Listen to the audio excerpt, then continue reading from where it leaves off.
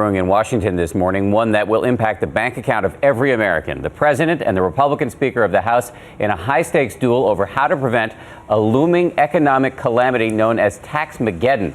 Can they cut a deal here? ABC's David Kerley is at the White House. David, good morning.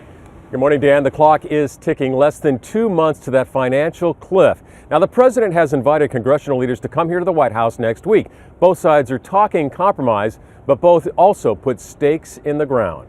Thank you, everybody. If you listen to the president, I'm not wedded to every detail of my plan. I'm open to compromise. I'm open to new ideas. And the Speaker of the House, Everything on the revenue side and on the spending side has to be looked at. it sounded like a deal to avoid that fiscal cliff of tax hikes, $3,700 for the average family, and massive spending cuts, all possibly sending us back into recession. It sounded like a deal is possible. But then, I refuse to accept any approach that isn't balanced. that means more tax money. Raising tax rates will slow down our ability to create the jobs that everyone says they want.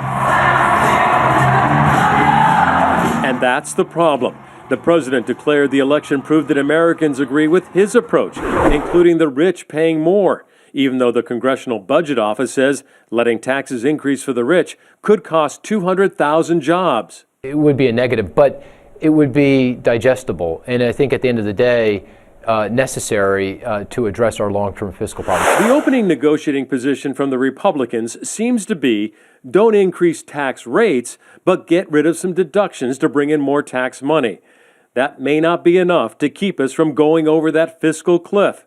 But that fall may be enough to force political leaders to finally do something. If we do, in fact, nail this down reasonably so, I think the economy is off and running. So, we're just one piece of legislation away from a much stronger economy.